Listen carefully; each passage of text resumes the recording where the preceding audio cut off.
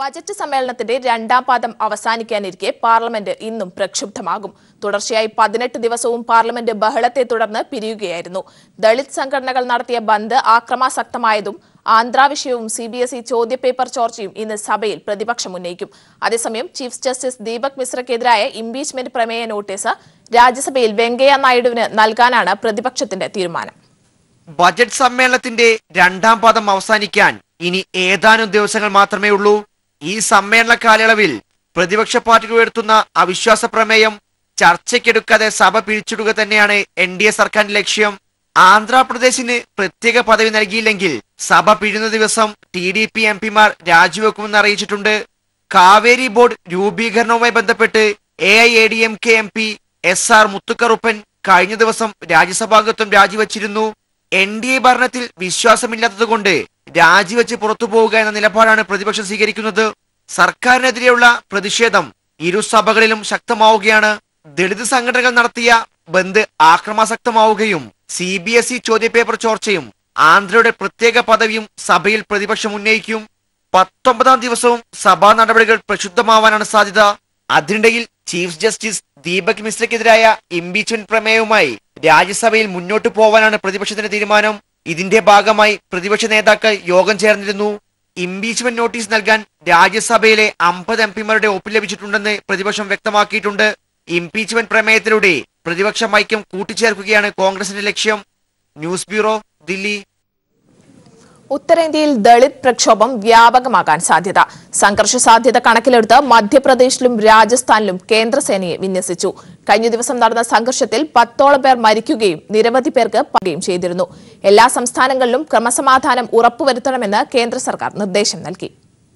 SC/ST നിയമം ദുർബലമാക്കിയ supreme കോടതി നടപടിക്കെതിരെയാണ് പ്രക്ഷോഭം ശക്തമാകുന്നത്. കഴിഞ്ഞ ദിവസം നടന്ന ഭാരത് ബന്ദിൽ ഉത്തരേന്ത്യയിലെ 7 സംസ്ഥാനങ്ങളിലാണ് വ്യാപക അക്രമം അരങ്ങേറിയത്. പോലീസ് സ്റ്റേഷനുകളും വാഹനങ്ങളും കത്തിക്കുകയും ചെയ്തിരുന്നു. ഇതോടെ പോലീസ് നടത്തിയ തിരിച്ചടിയിൽ 10ഓളം പേരാണ് മരണപ്പെട്ടതും. അക്രമം ശക്തമാകാൻ സാധ്യതയുണ്ടെന്നാണ് കേന്ദ്ര ഇന്റലിജൻസിന്റെ റിപ്പോർട്ട്. സംഘർഷ സാധ്യത കണക്കിലെടുത്ത് മധ്യപ്രദേശിലും രാജസ്ഥാനിലും കേന്ദ്രസേന ക്യാമ്പ് ചെയ്യുന്നു. പല സ്ഥലങ്ങളിലും നിരോധനാജ്ഞ പ്രഖ്യാപിച്ചിട്ടുണ്ട്. കഴിഞ്ഞ ദിവസവും അക്രമ സാധ്യത ഇന്റലിജൻസ് റിപ്പോർട്ട് ചെയ്തിരുന്നു. എന്നാൽ കേന്ദ്ര സർക്കാർ റിപ്പോർട്ട് അവഗണിച്ചതാണ് ഇത്ര വലിയ സംഘർഷം ഉണ്ടായതെന്ന വാദവും ശക്തമാണ്. മോദി സർക്കാരിൽ വിശ്വാസമില്ലെന്ന് ദളിത് സംഘടനകളും വ്യക്തമാക്കിയിട്ടുണ്ട്. CPIM ഉൾപ്പെടെയുള്ള പ്രതിപക്ഷ പാർട്ടികളും കേന്ദ്ര സർക്കാരിനെതിരെ രംഗത്തുണ്ട്. കഴിഞ്ഞ ദിവസം നടന്ന അക്രമം മോദി സർക്കാരിന്റെ പരാജയമെന്നാണ് കുറ്റപ്പെടുത്തൽ. അതിനിടയിൽ എല്ലാ സംസ്ഥാനങ്ങളിലും ക്രമസമാധാന നില ഉറപ്പാക്കണമെന്ന് കേന്ദ്ര സർക്കാർ നിർദ്ദേശം നൽകി. News bureau, Delhi. മുൻ റേഡിയോ ജോക്കി രാജേഷിന്റെ കൊലപാതക കേസിൽ പ്രതികളുടെ നിർണായക അറസ്റ്റ് 2 ദിവസത്തിനുള്ളിൽ ഉണ്ടാകുമെന്ന് വ്യക്തമായി. ഖത്തറിലെ നൃത്താധ്യാപികയുടെ ഭർത്താവിനെ പോലീസ് പ്രതി ചേർത്തു. കൃത്യത്തിനു ശേഷം രാജ്യം വിട്ട പ്രധാന പ്രതികളായ അലിയെയും അപ്പുണ്ണിയെയും നാട്ടിലെത്തിക്കാൻ ഇന്റർപോളിന്റെ സഹായം തേടി. അതേസമയം നൃത്താധ്യാപികയോട് നാട്ടിലെത്താൻ പോലീസ് നിർദ്ദേശം നൽകി. സമീപകാലത്ത് കേരള പോലീസ് കണ്ട ആസൂത്രിത കൊലപാതകമാണ് മുൻ റേഡിയോ ജോക്കി രാജേഷിന്റെ കൊലപാതകമെന്നാണ് പോലീസിന്റെ വിലയിരുത്തൽ. കൊലപാതകത്തിന് ശേഷം ഖത്തറിലേക്ക് കടന്ന പ്രധാന പ്രതികളായ അലിഭായിയെയും അപ്പുണ്ണിയെയും പിടികൂടി നാട്ടിലെത്തിക്കാൻ പോലീസ് ഇന്റർപോളിന്റെ സഹായം തേടിയിട്ടുണ്ട്. ഇരുവരും വ്യാജ പാസ്പോർട്ടിൽ എത്തിയാണ് കൃത്യം നിർവഹിച്ച് മടങ്ങിയതെന്നാണ് അന്വേഷണത്തിൽ വ്യക്തമായിട്ടുള്ളത്. ഖത്തറിലെ നൃത്താധ്യാപികയും രാജേഷിന്റെ പെൺസുഹൃത്തുമായ സ്ത്രീയുടെ ഭർത്താവിന് വേണ്ടിയാണ് കൊല ആസൂത്രണം ചെയ്തതെന്നും പോലീസ് കണ്ടെത്തിയിട്ടുണ്ട്. ഈ സ്ത്രീയുടെ ഭർത്താവിനെയും പോലീസ് പ്രതി ചേർത്തു. 2 ദിവസത്തിനുള്ളിൽ കേസിലെ പ്രതികളുടെ നിർണായക അറസ്റ്റ് രേഖപ്പെടുത്തുമെന്നാണ് സൂചന. രാജേഷിന്റെ പെൺസുഹൃത്തിനെ വിശദമായി ചോദ്യം ചെയ്യാനും അന്വേഷണ ഉദ്യോഗസ്ഥർ തീരുമാനിച്ചിട്ടുണ്ട്. ഇതിനായി അന്വേഷണ സംഘത്തിന് മുന്നിൽ നേരിട്ട് ഹാജരാവാൻ ഇവരോട് പോലീസ് ആവശ്യപ്പെട്ടിട്ടുണ്ട്. രാജേഷിന്റെ പെൺസുഹൃത്തും ഭർത്താവും വ്യത്യസ്ത മതവിഭാഗത്തിൽപ്പെട്ടവരാണ്. രാജേഷുമായുള്ള ഭാര്യയുടെ സൗഹൃദം ഇവരുടെ വിവാഹമോചനത്തിലെത്തി നിൽക്കുകയാണ്. ഇതിനിടെ ഖത്തറിൽ ജോലി നോക്കവേ അവിടെ കേസിൽപ്പെട്ട് ജയിലിലായ രാജേഷിനെ രക്ഷിച്ച് നാട്ടിലെത്തിച്ചതും ഈ സ്ത്രീയാണെന്ന വിവരവും പോലീസിന് ലഭ്യമായിട്ടുണ്ട്. Leslie John, news bureau, Thiruvananthapuram. വിവിധ വകുപ്പുകളിലേക്കുള്ള ലോവർ ഡിവിഷൻ ക്ലാർക്ക് തസ്തികയുടെ റാങ്ക് ലിസ്റ്റ് PSC ഇന്ന് പ്രസിദ്ധീകരിക്കും. ഇടുക്കി ഒഴികെയുള്ള ജില്ലകളിലെ റാങ്ക് ലിസ്റ്റാണ് പ്രസിദ്ധീകരിക്കുക. 13,768 പേരാണ് മെയിൻ ലിസ്റ്റിൽ ഇടം നേടിയത്. റാങ്ക് ലിസ്റ്റ് കഴിഞ്ഞ ദിവസം പ്രസിദ്ധീകരണത്തിനായി അംഗീകരിച്ചതോടെ പട്ടിക പ്രാബല്യത്തിലായി. ഇന്ന് ഉച്ചയോടെ റാങ്ക് ലിസ്റ്റ് വെബ്സൈറ്റിൽ ലഭ്യമാകുമെന്ന് PSC അറിയിച്ചു. സെറോ മലബാർ സഭ എറണാകുളം അങ്കമാലി അതിരൂപതയുടെ വിവാദ ഭൂമിയിടപാടിൽ കർദിനാൾ മാർ ജോർജ് ആലഞ്ചേരി അടക്കം 4 പേർക്കെതിരെ കേസ് രജിസ്റ്റർ ചെയ്ത സിംഗിൾ ബെഞ്ചിന്റെ നടപടിയെ ചോദ്യം ചെയ്തുള്ള ഹർജി ഡിവിഷൻ ബെഞ്ച് ഇന്ന് പരിഗണിക്കും. കഴിഞ്ഞ ദിവസം ഹർജി പരിഗണിച്ച കോടതി സിംഗിൾ ബെഞ്ച് നടപടി അപക്വമാണെന്ന് ചൂണ്ടിക്കാട്ടി കർദിനാൾ ഉൾപ്പെടെയുള്ള 4 പേർക്കെതിരെ കേസ് രജിസ്റ്റർ ചെയ്തുന്നത് സ്റ്റേ ചെയ്തിരുന്നു. കർദിനാളിന് വേണ്ടി സുപ്രീം കോടതി അഭിഭാഷകൻ KV വിശ്വനാഥാണ് കേസിൽ ഹാജരാകുന്നത്. പോലീസിൽ പരാതി നൽകിയതിന്റെ അടുത്ത ദിവസം തന്നെ പരാതിക്കാർ കോടതിയിലെത്തി. ഇതിലൂടെ പരാതി നൽകിയവരുടെ നടപടി നിലവാരമില്ലാത്തതെന്ന് കോടതി വിമർശനവും അറിയിച്ചു. കർദിനാളിനെ ഒന്നാം പ്രതിയാക്കിയാണ് പോലീസ് നേരത്തെ കേസ് രജിസ്റ്റർ ചെയ്തത്. ഫാദർ ജോഷി പുതുവ, ഫാദർ സെബാസ്റ്റ്യൻ വടക്കുംപാടൻ, സാജു വർഗീസ് എന്നിവരായിരുന്നു പ്രതിപ്പട്ടികയിൽ കർദിനാളിനൊപ്പം ഉണ്ടായിരുന്നത്. ചീഫ് ജസ്റ്റിസ് ആന്റണി ഡൊമിനിക് അധ്യക്ഷനായ ഡിവിഷൻ ബെഞ്ചാണ് ഹർജിയിൽ വാദം കേൾക്കുക. ജഡ്ജി നിയമനത്തിന് ജഡ്ജിമാരുടെ ബന്ധുക്കളെ ശുപാർശ ചെയ്തുവെന്നാരോപിച്ചുള്ള ഹർജി ഹൈക്കോടതി ഇന്ന് പരിഗണിക്കും. കഴിഞ്ഞ ദിവസം ഹർജി പരിഗണിക്കവേ കേസ് നമ്പർ ചെയ്തിട്ടില്ലെന്നും അപാകതകൾ ഉണ്ടെന്നും ചൂണ്ടിക്കാട്ടിയാണ് കോടതി ഇന്നത്തേക്ക് മാറ്റിയത്. ജഡ്ജി നിയമനത്തിന് കൊളീജിയം ശുപാർശ ചെയ്ത 5 അഭിഭാഷകർക്ക് വേണ്ടത്ര യോഗ്യതയില്ലെന്നും ഹൈക്കോടതിയിലെയും സുപ്രീം കോടതിയിലെയും ജഡ്ജിമാരുടെ ബന്ധുക്കളോ അവരുമായി അടുത്ത ബന്ധമുള്ളവരോ ആണെന്നും ചൂണ്ടിക്കാട്ടിയാണ് ഹർജി. നിയമനം റദ്ദാക്കണമെന്നാണ് ഹർജിക്കാരന്റെ ആവശ്യം.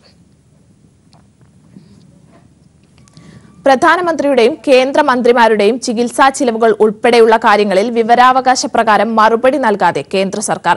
പൊതുഖജനാവിൽ നിന്നും ചെലവഴിച്ച പണത്തിന്റെ കണക്കുകൾ വ്യക്തിപരമാണെന്ന് ചൂണ്ടിക്കാട്ടിയാണ് കേന്ദ്രം വിവരങ്ങൾ മറച്ചുവെക്കുന്നത്. അതേസമയം കേരളത്തിൽ മന്ത്രിമാർ സുതാര്യമായി കണക്കുകൾ വെളിപ്പെടുത്തുമ്പോഴാണ് പ്രധാനമന്ത്രിയുടെ ഓഫീസിന്റെ ഇരട്ടത്താപ്പ് നയം.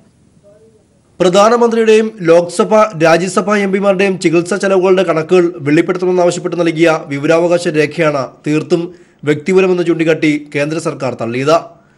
പൊതു താൽപര്യമില്ലാത്ത കാര്യമാണെന്നും കേന്ദ്ര സർക്കാർ നൽകിയ മറുപടിയിൽ പറയുന്നു. എന്നാൽ പൊതു ഖജനാവിൽ നിന്നുള്ള പണം ഉപയോഗിച്ച് നടത്തുന്ന ചികിത്സാ ചെലവുകൾ എങ്ങനെ വ്യക്തിപരമാകുമെന്ന വിവരാവകാശ പ്രവർത്തകൻ അഡ്വക്കേറ്റ് DB ബിനു. ഒരു പബ്ലിക് സെർവൻ്റ് എന്ന നിലയ്ക്ക് ഇത്തരത്തിലുള്ള വിവരങ്ങൾ അത് സ്വമേധയാ തന്നെ പ്രഖ്യാപിക്കാനുള്ള അർഹതയാണ് അല്ലെങ്കിൽ അവകാശമാണ് ഉള്ളത്. പക്ഷെ അത് നിരാകരിച്ചുകൊണ്ട് ഇത്തരത്തിലുള്ള കാര്യങ്ങൾ ഏതെങ്കിലും ഒരു സെക്ഷൻ ചൂണ്ടിക്കാണിച്ച് നിഷേധിക്കുക എന്നുള്ളത് വിവരാവകാശ നിയമത്തിൻ്റെ ബന്ധപ്പെട്ട വ്യവസ്ഥകളുടെ നിരാകരണം തന്നെയാണ്. തീർച്ചയായും ഇതിനെ സംബന്ധിച്ച് തുടർ നടപടികൾ സ്വീകരിക്കുക തന്നെ ചെയ്യും. പ്രധാനമന്ത്രിയുടെയും ക്യാബിനറ്റ് മന്ത്രിമാരുടെയും വാഹനങ്ങളിൽ ഉപയോഗിക്കുന്ന ഇന്ധനവിലയുടെ കണക്കും യാത്രാ ചെലവും വെളിപ്പെടുത്താനാകില്ലെന്നും വിവരാവകാശ പ്രകാരം നൽകിയ അപേക്ഷയ്ക്കുള്ള മറുപടിയിൽ വ്യക്തമാക്കിയിട്ടുണ്ട്. സംസ്ഥാന മന്ത്രിമാർ തങ്ങളുടെ കണ്ണടയുടെ വില പോലും വെളിപ്പെടുത്തുമ്പോൾ കേന്ദ്രം കാണിക്കുന്ന വൈരുദ്ധ്യം നിയമത്തോടുള്ള വെല്ലുവിളിയാണ്. ഇത് കേന്ദ്ര സർക്കാരിന് ഒരു നിയമം, സംസ്ഥാന സർക്കാരിന് മറ്റൊരു നിയമം എന്ന നിലപാട് ശരിയല്ല. അപ്പോൾ അതിൽ നിന്ന് വ്യത്യസ്തമായ ഒരു നിലപാട് കേന്ദ്ര സർക്കാർ സ്വീകരിക്കുന്നതെങ്കിൽ അത് സെൻട്രൽ ഇൻഫർമേഷൻ കമ്മീഷന് ബന്ധപ്പെട്ട പബ്ലിക് ഇൻഫർമേഷൻ ഓഫീസർക്കെതിരെ നടപടി സ്വീകരിക്കാൻ കഴിയും. ആ ഒരു നടപടി നിയമപരമായി സ്വീകരിക്കുക തന്നെ ചെയ്യും. News bureau, Kochi. ഇടുക്കി ജില്ലാ പഞ്ചായത്തിന്റെ സ്ഥലം കയ്യേറി കോൺഗ്രസ് നേതാവ് നിർമ്മിച്ച ബഹുനില കെട്ടിടത്തിനെതിരെ നടപടിയില്ല. കെട്ടിടം ഒഴിപ്പിക്കണമെന്ന സർക്കാരിന്റെ നിർദ്ദേശം ഉദ്യോഗസ്ഥർ അട്ടിമറിക്കുകയാണെന്നാണ് ആക്ഷേപം. ചെറുതോണി കാർഷിക ഓപ്പൺ മാർക്കറ്റിന് സമീപത്താണ് കോൺഗ്രസ് നേതാവ് AP ഉസ്മാന്റെ ഉടമസ്ഥതയിലുള്ള ഈ കെട്ടിടം. കയ്യേറ്റ ഭൂമിയിലാണ് കെട്ടിടം നിർമ്മിച്ചത് എന്ന പരാതിയെ തുടർന്ന് ലാൻഡ് റവന്യൂ കമ്മീഷണർ പരിശോധിക്കാൻ നിർദ്ദേശം നൽകുകയും 2016 നടത്തിയ പരിശോധനയിൽ കയ്യേറ്റം സ്ഥിരീകരിക്കുകയും ചെയ്തിരുന്നു. തുടർന്ന് സ്ഥലം തിരിച്ചുപിടിക്കാൻ റവന്യൂ ഉദ്യോഗസ്ഥർ ജില്ലാ പഞ്ചായത്ത് സെക്രട്ടറിക്ക് നിർദ്ദേശം നൽകുകയും ചെയ്തു. എന്നാൽ പിന്നീട് നടപടികളൊന്നും ഉണ്ടായില്ല. ബഹുനില കെട്ടിടത്തിൽ കോൺഗ്രസിന്റെ പാർട്ടി ഓഫീസും പ്രവർത്തിക്കുന്നുണ്ട്. കെട്ടിടത്തിനെതിരായ നടപടികളെ പാർട്ടി മുഖാന്തരം നേരിടാനുള്ള തന്ത്രമാണ് ഉസ്മാൻ നടത്തുന്നത്. 2014 പാർട്ടി ഓഫീസിന്റെ ഉദ്ഘാടകനായി അന്നത്തെ മുഖ്യമന്ത്രി ഉമ്മൻചാണ്ടിയെയായിരുന്നു നിശ്ചയിച്ചിരുന്നത്. എന്നാൽ കയ്യേറ്റ ഭൂമിയിലെ പാർട്ടി ഓഫീസ് ഉദ്ഘാടനത്തിൽ നിന്ന് അദ്ദേഹം പിന്മാറുകയായിരുന്നു. അതേസമയം ജില്ലാ പഞ്ചായത്തിന്റെ സ്ഥലം കയ്യേറിയിട്ടില്ലെന്നും ഭൂമി പണം നൽകി വാങ്ങിയതാണ് എന്നുമാണ് ഉസ്മാൻ പ്രതികരിച്ചത്. News bureau, Idukki. ചെങ്ങന്നൂരിൽ ന്യൂനപക്ഷ ഭൂരിപക്ഷ സമുദായങ്ങൾ ഒരേപോലെ അകന്നത് BJPക്ക് തിരിച്ചടിയായേക്കും. BDJSന്റെ അകൽച്ചയ്ക്കൊപ്പം മണ്ഡലത്തിലെ പ്രബല സമുദായമായ NSSന്റെ അപ്രീതി ഉണ്ടായതും തിരഞ്ഞെടുപ്പിൽ പ്രതികൂല ഘടകമായേക്കും എന്ന വിലയിരുത്തലിലാണ് രാഷ്ട്രീയ കേന്ദ്രങ്ങൾ. അതേസമയം കരിമുളക്കിലെ ക്രിസ്ത്യൻ പള്ളി ആക്രമിച്ച പ്രതികളുടെ സംഘപരിവാർ ബന്ധം കൂടി പുറത്തായത് BJPയെ കൂടുതൽ പ്രതിസന്ധിയിലേക്ക് തള്ളിവിടുകയാണ്.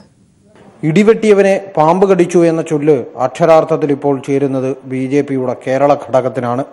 കഴിഞ്ഞ തിരഞ്ഞെടുപ്പിൽ ചെങ്ങന്നൂർ അടക്കമുള്ള നിയോജക മണ്ഡലങ്ങളിൽ NDAയെ രണ്ടാം സ്ഥാനത്തെത്തിക്കുന്നതിൽ നിർണായകമായ പങ്കുവഹിച്ച BDJS ഇടഞ്ഞുനിന്ന് വിലപേശൽ തുടരുന്നതിനാൽ ചെങ്ങന്നൂരിൽ നിയോജക മണ്ഡലം കൺവെൻഷൻ നടത്താൻ പോലും കഴിഞ്ഞിട്ടില്ല.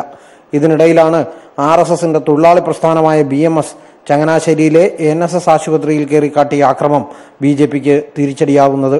മണ്ഡലത്തിലെ പ്രബല സമുദായമായ NSS അംഗങ്ങളെയും അനുഭാവികളെയും ഈ സംഭവം ചൊടിപ്പിച്ചിട്ടുണ്ട്. പല രൂപത്തിൽ സ്വാധീനിക്കാൻ ശ്രമിച്ചിട്ടും NSS ഇപ്പോഴും BJPയോടുള്ള അകൽച്ച തുടരുകയാണ്. അതിനിടയിലുണ്ടായ ആശുപത്രി ആക്രമണം ചെങ്ങന്നൂരിൽ പ്രതിഫലിക്കുമെന്നത് ഉറപ്പാണ്. മണ്ഡലത്തിലെ മറ്റൊരു പ്രബല വിഭാഗമായ ക്രിസ്ത്യൻ സഭകളുടെ പിന്തുണ ഉറപ്പാക്കാൻ BJP പല വിധത്തിലുള്ള ശ്രമങ്ങൾ തുടരുന്നതിനിടെ കഴിഞ്ഞ ദിവസം ഓർത്തഡോക്സ് വിഭാഗത്തിന്റെ പള്ളിക്ക് നേരെ നടന്ന ആക്രമണം ക്രിസ്ത്യൻ വിശ്വാസികളെയും വ്രണപ്പെടുത്തിയിട്ടുണ്ട്. ഈസ്റ്റർ ദിനത്തിൽ നടന്ന ആക്രമണത്തിൽ തങ്ങൾക്ക് പങ്കില്ലെന്ന് BJP നേതൃത്വം വ്യക്തമാക്കിയതിന് പിന്നാലെ പ്രതികളുടെ സംഘപരിവാർ ബന്ധം പുറത്തായത് BJPയെ നല്ല രൂപത്തിൽ സമ്മർദ്ദത്തിലാക്കിയിട്ടുണ്ട്. മണ്ഡലത്തിൽ തെറ്റില്ലാത്ത വോട്ടുള്ള വിവിധ പെന്തക്കോസ്റ്റ് വിഭാഗങ്ങളും BJPയോട് ഇടഞ്ഞു നിൽക്കുകയാണ്. തിരുവല്ല കുമ്പനാട് പെന്തക്കോസ്റ്റ് വിഭാഗത്തിന്റെ സ്ഥലത്ത് ഏതാനും മാസങ്ങൾക്ക് മുമ്പ് BJP കൊടുകുത്തിയതുമായി ബന്ധപ്പെട്ട തർക്കം ഈ വിഭാഗത്തെയും BJPയിൽ നകറ്റി. സമീപകാലം വരെ ഭരിച്ചിരുന്ന തിരുവൻമണ്ടൂർ പഞ്ചായത്ത് ഭരണം അടുത്തിടെ നഷ്ടപ്പെട്ടതും ചെറുതല്ലാത്ത പ്രതിസന്ധിയാണ് BJPക്കുണ്ടാക്കിയിരിക്കുന്നത്. പെട്രോൾ വില വർധനവടക്കമുള്ള കേന്ദ്ര സർക്കാരിന്റെ രാഷ്ട്രീയ നിലപാടുകളും ചർച്ചയാവുന്നതോടെ കഴിഞ്ഞ തവണ ലഭിച്ച 42,000-ഓളം വോട്ടുകൾ ഇത്തവണ ലഭിക്കില്ലെന്ന വിലയിരുത്തൽ BJPക്കകത്ത് സൃഷ്ടിച്ചിട്ടുണ്ട്.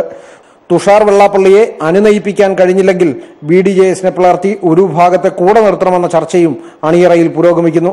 എന്നാൽ മണ്ഡലത്തിലെ ഏതാണ്ട് എല്ലാ സാമുദായിക സംഘടനകളും ഒരേ സമയം തെറ്റി നിൽക്കുന്നത് BJPക്ക് കനത്ത വെല്ലുവിളിയാണ്. S Jeevankumar, news bureau, Chengannur. ഓട്ടിസത്തെ പ്രതിഭ കൊണ്ട് തോൽപ്പിച്ച് 8 വയസ്സുകാരൻ നയൻ. 2 പുസ്തകങ്ങളാണ് നയൻ തന്റെ ആശയങ്ങളിലൂടെ യാഥാർത്ഥ്യമാക്കിയത്. യു ഫൈൻ യൂണിവേഴ്സ് എന്ന രണ്ടാമത്തെ പുസ്തകം ഗവർണർ ജസ്റ്റിസ് P. സദാശിവം പ്രകാശനം ചെയ്തു. ഓട്ടിസത്തിന്റെ പരിമിതികളെ അതിജീവിച്ച അത്ഭുത ബാലനാണ് നയൻ. ഔപചാരിക വിദ്യാഭ്യാസമോ വായനയോ ഇന്റർനെറ്റ് ഉപയോഗമോ ഒന്നുമില്ലാതെ നയൻ രചിച്ചത് 2 പുസ്തകങ്ങളാണ്. കൈകൊണ്ട് എഴുതാനാകാത്തതിനാൽ ലാപ്ടോപ്പിലാണ് രചന. നയന്റെ ആഗ്രഹമനുസരിച്ച് രണ്ടാമത്തെ പുസ്തകം ഗവർണർ ജസ്റ്റിസ് P. സദാശിവം പ്രകാശനം ചെയ്തു. ഓട്ടിസം ബോധവൽക്കരണ ദിനത്തിൽ നയന് ആശംസകളും ഗവർണർ നേർന്നു. Who have set a model for parents of children with difficulties. I also place on record my appreciation for the interest shown by our district collector Dr. K. Vasuki and writer Professor George Onakur in encouraging our upcoming young writer. ശാസ്ത്രം, തത്വശാസ്ത്രം, ആത്മീയശാസ്ത്രം എന്നിവയെക്കുറിച്ചാണ് പുസ്തകം പ്രതിപാദിക്കുന്നത്. കൊല്ലം പുത്തൂർ സ്വദേശികളായ ശ്യാമനും പ്രിയങ്കയ്ക്കും ജീവിതം സമ്മാനിച്ച വേദനകൾ സന്തോഷമയമാക്കുകയാണ് nine. വെല്ലുവിളികളെ തോൽപ്പിക്കാൻ നയനൊപ്പം നിന്ന മാതാപിതാക്കൾക്ക് സന്തോഷവും അഭിമാനവും മാത്രം. നയന്റെ അമ്മ പ്രിയങ്ക ഒരുപാട് പരിശ്രമിച്ചിട്ടുണ്ട് ഇതിനു വേണ്ടിയിട്ട്. കാര്യം എല്ലായിടത്തും ചെല്ലുമ്പം ഇത്രയും ഡിഫിക്കൽട്ടീസ് ഉള്ള ഒരു കുട്ടിയെ സ്കൂളിലായാലും ട്യൂഷനിലായാലും കൊണ്ട് ചെല്ലുമ്പം ചോദിക്കും എന്ത് ചെയ്യാനാ പൊട്ടനൻ, അങ്ങനെയൊക്കെ ഒരു ഇത് വന്നിട്ടുണ്ട്. പക്ഷേ ദൈവത്തിൻ്റെ അനുഗ്രഹം അതിനുവേണ്ടി ഒരുപാട് അധ്വാനിച്ചിട്ടുണ്ട്. ഇവിടം വരെ എത്താൻ സാധിച്ചിട്ട് ദൈവത്തിന് ഭയങ്കര താങ്ക്സ്. 7-ാം വയസ്സിലാണ് നയൻ ആദ്യ പുസ്തകമായ ജേർണി ഓഫ് മൈ സോൾ രചിച്ചത്. ടെലിപ്പതിയിലും കഴിവ് തെളിയിച്ച നയന് 6 ഇന്ത്യൻ ഭാഷകളിലും 4 വിദേശ ഭാഷകളിലും പ്രാവീണ്യമുണ്ട്. ലോകത്തെ ഏറ്റവും പ്രായം കുറഞ്ഞ ഓട്ടിസ്റ്റിക് ചൈൽഡ് ഫിലോസഫർ എന്ന റെക്കോർഡിന് ഉടമ കൂടിയാണ് nine. News bureau, Thiruvananthapuram. Nursing ശമ്പള വർധനവ് സംബന്ധിച്ച തർക്കം പരിഹരിക്കാൻ ഹൈക്കോടതി നിയോഗിച്ച മീഡിയേഷൻ കമ്മിറ്റി നടത്തിയ ചർച്ചകളുടെ വിശദാംശങ്ങൾ ഇന്ന് കോടതിയെ അറിയിക്കും. മീഡിയേഷൻ കമ്മിറ്റി നടത്തിയ ചർച്ച പരാജയപ്പെട്ടിരുന്നു. നഴ്സുമാരുടെ സമരത്തിനും ശമ്പള വർധനവിനും എതിരെ ആശുപത്രി ഉടമകൾ സമർപ്പിച്ച ഹർജി നേരത്തെ പരിഗണിച്ച കോടതി ശമ്പളം വർദ്ധിപ്പിച്ചുകൊണ്ട് വിജ്ഞാപനം പുറപ്പെടുവിക്കുന്നത് സ്റ്റേ ചെയ്തിരുന്നു. നഴ്സുമാരുടെ സമരം നിയമവിരുദ്ധമാണെന്ന് കോടതി പ്രഖ്യാപിച്ചിരുന്നു. സമരത്തിനെതിരെ കെസ്മ പ്രയോഗിക്കാൻ നിർദ്ദേശം നൽകണമെന്നായിരുന്നു ആശുപത്രി ഉടമകളുടെ ഹർജിയിലെ ആവശ്യം. ദക്ഷിണാഫ്രിക്കൻ സ്വാതന്ത്ര്യ സമര സേനാനി വിന്നി മണ്ഡേല അന്തരിച്ചു. 81 വയസ്സായിരുന്നു. വാർദ്ധക്യ സഹജമായ അസുഖങ്ങളെ തുടർന്നായിരുന്നു അന്ത്യം. വർണ്ണവിവേചനത്തിനെതിരെ ധീരമായി പോരാട്ടം നടത്തിയ ആളാണ് വിന്നി മണ്ഡേല. ദക്ഷിണാഫ്രിക്കൻ സ്വാതന്ത്ര്യ സമര സേനാനി നെൽസൺ മണ്ടേലയുടെ മുൻ ഭാര്യയാണ്. വർണ്ണവിവേചനത്തിനെതിരെ സന്ധിയില്ലാത്ത പോരാട്ടം നടത്തി ആഫ്രിക്കൻ ചരിത്രത്തിന്റെ ജ്വലിക്കുന്ന അധ്യായമായി മാറിയ വ്യക്തിയായിരുന്നു വിന്നി മണ്ടേല. വർണ്ണവിവേചനത്തിനെതിരെ നെൽസൺ മണ്ടേലയ്ക്കൊപ്പം പോരാടിയ ഇവരെ പുതിയ ദക്ഷിണാഫ്രിക്കയുടെ മാതാവ് എന്നാണ് വിശേഷിപ്പിച്ചിരുന്നത്. മണ്ടേലയുടെ ജയിൽവാസകാലത്ത് അദ്ദേഹത്തിന്റെ ചിന്തകളും ആശയങ്ങളും പുറംലോകമറിഞ്ഞത് വിന്നിയിലൂടെയായിരുന്നു. ജീവിതത്തിലുടനീളം പ്രതിസന്ധിയുടെ കൂട്ടുകാരിയായിരുന്നു അവർ. ഈസ്റ്റേൺ കേപ്പിലെ ബിസാനിയിൽ 1936 സെപ്റ്റംബർ 26 വിന്നി മഡിക്കിസെല മണ്ടേല ജനിച്ചത്. പഠനകാലത്ത് ജോഹന്നാസ്ബർഗിലേക്ക് അവർ താമസം മാറി. തുടർന്ന് സാമൂഹ്യ പ്രവർത്തനങ്ങളിൽ ഏർപ്പെട്ട വിന്നി പിന്നീട് വർണ്ണവിവേചനത്തിനെതിരെയുള്ള പോരാട്ടത്തിന്റെ മുന്നണിയിലെത്തുകയായിരുന്നു. 1957 വിന്നി നെൽസൺ മണ്ടേലയെ പരിചയപ്പെടുന്നത്. അടുത്ത വർഷം തന്നെ ഇവർ വിവാഹിതരായി. വളരെ കുറച്ചുകാലത്തെ ദാമ്പത്യ ജീവിതത്തിനൊടുവിൽ 1963 മണ്ടേലയെ കൊളോണിയൽ സർക്കാർ അറസ്റ്റ് ചെയ്തു. തുടർന്ന് 27 വർഷത്തെ ജയിൽവാസത്തിനുശേഷം അദ്ദേഹം 1990 മോചിതനായി. നീണ്ട ജയിൽവാസത്തിനുശേഷം ജയിലിൽ നിന്ന് പുറത്തുവന്ന മണ്ടേലയുടെ കൈപ്പിടിച്ചെത്തുന്ന വിന്നിയുടെ ചിത്രം വർണ്ണവിവേചനത്തിനെതിരായ പോരാട്ടത്തിന്റെ പ്രതീകമായി നിലകൊണ്ടു. നിരവധി പ്രമുഖ സ്ഥാനങ്ങൾ വഹിച്ചിട്ടുള്ള വിന്നി മണ്ടേല ആഫ്രിക്കൻ നാഷണൽ കോൺഗ്രസിന്റെ ദേശീയ എക്സിക്യൂട്ടീവ് കമ്മിറ്റി അംഗമാണ്. 1996 38 വർഷത്തെ ദാമ്പത്യത്തിനു ശേഷം നെൽസൺ മണ്ടേലയും വിന്നിയും വഴിപിരിഞ്ഞു. എന്നാൽ തുടർന്നുള്ള വർഷങ്ങളിൽ ജനപ്രീതിയിടഞ്ഞ Winnie South African truth and reconciliation കമ്മീഷന്റെ റിപ്പോർട്ടിൽ കൊലപാതകത്തിനും മനുഷ്യത്വ വിരുദ്ധ പ്രവർത്തനങ്ങൾക്കും പ്രതി ചേർക്കപ്പെട്ടു. എങ്കിലും വർണ്ണവിവേചനത്തിനെതിരെയുള്ള പോരാട്ടങ്ങളിൽ വിന്നി എക്കാലത്തും ജ്വലിക്കുന്ന ഓർമ്മയാകുന്നു. News desk. അഴിമതിക്കാർ തന്നെ വേട്ടയാടുന്നു എന്ന് ആരോപിച്ചും വിസിൽ ബ്ലോവർ സംരക്ഷണം ആവശ്യപ്പെട്ടും DGP ജേക്കബ് തോമസ് സമർപ്പിച്ച ഹർജിയിൽ ഹൈക്കോടതി ഇന്ന് വാദം കേൾക്കും. കഴിഞ്ഞ ദിവസം ഹർജി പരിഗണിച്ച കോടതി ജേക്കബ് തോമസിനെ രൂക്ഷമായി വിമർശിച്ചിരുന്നു. ജേക്കബ് തോമസ് സർക്കാർ ഉദ്യോഗസ്ഥനായ ഒരു പൊതുസേവകൻ മാത്രമാണെന്നും എല്ലാറ്റിന്റെയും പബ്ലിക് മാസ്റ്റർ അല്ലെന്നും കോടതി ഓർമ്മിപ്പിച്ചിരുന്നു. വിസിൽ ബ്ലോവർ നിയമത്തിന്റെ പരിരക്ഷ ജേക്കബ് തോമസിന് നൽകാനാകില്ലെന്ന് സർക്കാർ ഹൈക്കോടതിയെ അറിയിച്ചു. പ്രധാനപ്പെട്ട കേസുകളുടെ അന്വേഷണ ഉദ്യോഗസ്ഥൻ ആയിരുന്നില്ല ജേക്കബ് തോമസ്. വിജിലൻസ് ഡയറക്ടർ എന്ന നിലയിൽ അന്വേഷണ മേൽനോട്ടം മാത്രമാണ് ഉണ്ടായിരുന്നതെന്നും സർക്കാർ അറിയിച്ചു. അതേസമയം സർക്കാർ നിലപാടിലുള്ള മറുപടി സത്യവാങ്മൂലം ജേക്കബ് തോമസ് ഇന്ന് സമർപ്പിക്കും. ഇടുക്കി അടിമാലിയിൽ കാർ പുഴയിലേക്ക് മറിഞ്ഞ് 3 പേർ മരിച്ചു. ആതിരപ്പള്ളി സ്വദേശികളായ ജോയി, ഭാര്യ സാലി, കൊച്ചുമകൾ സാറ എന്നിവരാണ് മരണപ്പെട്ടത്. 2 പേർക്ക് പരിക്കേറ്റു. ഒരാളുടെ നില ഗുരുതരമാണ്. മൂന്നാർ സന്ദർശിച്ച് മടങ്ങിയ 7 അംഗ സംഘം സഞ്ചരിച്ച കാർ ഇരുമ്പുപാലം അമ്മാവൻപടിയിൽ വെച്ച് ദേവിയാർ പുഴയിലേക്ക് പതിക്കുകയായിരുന്നു. പരിക്കേറ്റവരെ അടിമാലി താലൂക്ക് ആശുപത്രിയിലും സ്വകാര്യ ആശുപത്രിയിലും പ്രവേശിപ്പിച്ചു.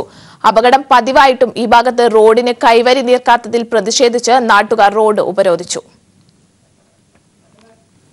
80ന്റെ നിറവിലെത്തിയ പ്രശസ്ത ശില്പി കാനായി കുഞ്ഞിരാമന് സംസ്ഥാന സർക്കാരിന്റെ ആദരം. 3 ദിവസം നീണ്ടു നിൽക്കുന്ന പരിപാടികൾക്ക് തിരുവനന്തപുരത്ത് തുടക്കമായി. സാംസ്കാരിക മന്ത്രി AK ബാലൻ ചടങ്ങ് ഉദ്ഘാടനം ചെയ്തു.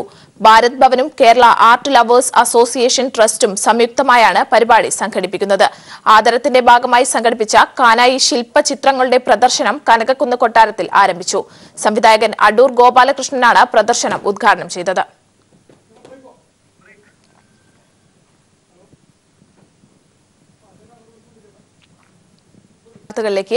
മേലോർക്കോട് പള്ളി നേർച്ചയ്ക്കിടെ ആനയിടഞ്ഞ് പാപ്പാനെ കുത്തിക്കൊന്നു. തൃശൂർ സ്വദേശി കണ്ണനാണ് മരിച്ചത്. വാർത്തയുടെ വിവരങ്ങളുമായി സിജു ചേരുന്നു. സിജു, എപ്പോഴായിരുന്നു സംഭവം? വിശദാംശങ്ങൾ. സ്നേഹ, പുലർച്ചെ 4 മണിയോടെയാണ് സംഭവം. പാലക്കാട് ആലത്തൂരിനടുത്തുള്ള മേലാർക്കോട് പള്ളി നേർച്ചയ്ക്കായി എത്തിച്ച ആനയാണ് ഇടഞ്ഞത്. തൃശ്ശൂരിൽ നിന്നാണ് ആനയെ എത്തിച്ചത്. പുലർച്ചെ ആന ഇടഞ്ഞ് പാപ്പാനെ ആക്രമിക്കുകയായിരുന്നു. ഗുരുതരമായി പരിക്കേറ്റ പാപ്പാൻ തൃശ്ശൂർ സ്വദേശി കണ്ണൻ മരിച്ചിട്ടുണ്ട്. ഇപ്പോൾ നമുക്ക് ലഭിക്കുന്ന വിവരമനുസരിച്ച് ആനയെ ഇതുവരെ തളക്കാൻ സാധിച്ചിട്ടില്ല. പോലീസും അതോടൊപ്പം തന്നെ പോലീസ് ഉൾപ്പെടെ ഉന്നത ഉദ്യോഗസ്ഥർ സംഭവ സ്ഥലത്തുണ്ട്. ആന ഇപ്പോഴും വിരണ്ടു നിൽക്കുകയാണെന്നാണ് നമുക്കറിയാൻ സാധിക്കുന്നത്. ആനയെ തളക്കുന്നതിനുള്ള മാർഗങ്ങളെ കുറിച്ച് ആലോചിക്കുന്നുണ്ട്. മയക്കുവെടി ഉൾപ്പെടെയുള്ള സാധ്യതകളെ കുറിച്ച് ഇപ്പോൾ പോലീസ് ഉൾപ്പെടെയുള്ളവർ പരിശോധിച്ചു വരികയാണ്. സ്നേഹ, വിവരങ്ങൾ നൽകിയത്. പാലക്കാട് ആനയിടഞ്ഞ് പാപ്പാനെ കുത്തിക്കൊന്നു. മറ്റു വാർത്തകളിലേക്ക്. കേരള പോലീസ് ഓഫീസേഴ്സ് അസോസിയേഷൻ സംസ്ഥാന സമ്മേളനത്തിന് ഇന്ന് കോട്ടയത്ത് തുടക്കം. ജനമനസ്സുകളിൽ ഹൃദയപക്ഷമായി പോലീസിനെ മാറ്റിയെടുക്കുന്ന കർമ്മ പദ്ധതികൾ സമ്മേളനത്തിൽ ചർച്ചയാകും. വ്യാഴാഴ്ച നടക്കുന്ന പ്രതിനിധി സമ്മേളനം മുഖ്യമന്ത്രി പിണറായി വിജയൻ ഉദ്ഘാടനം ചെയ്യും. ഇന്ത്യയിലെ മാതൃകാ പോലീസ് സംവിധാനമായി കേരള പോലീസിനെ മാറ്റിയെടുക്കാൻ സാധിച്ചെങ്കിലും ജനവിശ്വാസം പൂർണ്ണമായും ആർജിക്കുവാൻ കഴിഞ്ഞിട്ടില്ലെന്ന സ്വയം വിമർശനം ഉൾക്കൊണ്ടാണ് 3 ദിവസം നീണ്ടു നിൽക്കുന്ന കേരള പോലീസ് ഓഫീസേഴ്സ് അസോസിയേഷൻ സംസ്ഥാന സമ്മേളനം കോട്ടയത്ത് ചേരുന്നത്. ഓരോ ജില്ലയിൽ നിന്നും തെരഞ്ഞെടുക്കപ്പെടുന്ന മെമ്പർമാർ പങ്കെടുക്കുന്ന 325ഓളം പേർ പങ്കെടുക്കുന്ന സ്റ്റേറ്റ് കമ്മിറ്റി യോഗമാണ് പ്രധാനമായും പൊതുവിഷയങ്ങളാകെ ചർച്ച ചെയ്യപ്പെടുന്നൊരു വേദി. കേരളത്തിന്റെ വികസനത്തിൽ പോലീസിന്റെ പങ്ക് എന്ന വിഷയത്തിലുള്ള ഒരു സെമിനാർ സംഘടിപ്പിക്കുന്നു. ആ സെമിനാറിന് ശേഷം സ്റ്റേറ്റ് കമ്മിറ്റി യോഗം രാത്രി തുടരുകയും 4-ാം തീയതി വീണ്ടും രാവിലെ മുതൽ തന്നെ അതിന്റെ തുടർ ചർച്ചകളും തീരുമാനങ്ങളിലേക്കും ആ കമ്മിറ്റി എത്തിച്ചേരും. പോലീസ് സംവിധാനത്തിന്റെ നവീകരണാശയങ്ങളും കർമ്മപദ്ധതികളും അവകാശങ്ങളും ചർച്ച ചെയ്യുന്ന പ്രതിനിധി സമ്മേളനം വ്യാഴാഴ്ച രാവിലെ 10-ന് മുഖ്യമന്ത്രി പിണറായി വിജയൻ ഉദ്ഘാടനം ചെയ്യും. സംസ്ഥാന സെക്രട്ടറി CR ബിജു പ്രവർത്തന റിപ്പോർട്ട് അവതരിപ്പിക്കും. വൈകിട്ട് ചേരുന്ന പൊതുസമ്മേളനം മന്ത്രി AC മൊയ്തീൻ ഉദ്ഘാടനം ചെയ്യും. സമ്മേളനത്തിന്റെ ഭാഗമായി നടക്കുന്ന യാത്രയയപ്പ് സെമിനാർ സാംസ്കാരിക സമ്മേളനങ്ങളിൽ മന്ത്രിമാരായ E Chandrasekharan, professor C Raveendranath, മുൻമന്ത്രി KM മാണി, MLA-മാരായ advocate K Suresh Kurup, CK Asha, Thiruvanchoor Radhakrishnan, Kerala Sahitya Akademi chairman Vaisakhan എന്നിവർ പങ്കെടുക്കും. News bureau, Kottayam.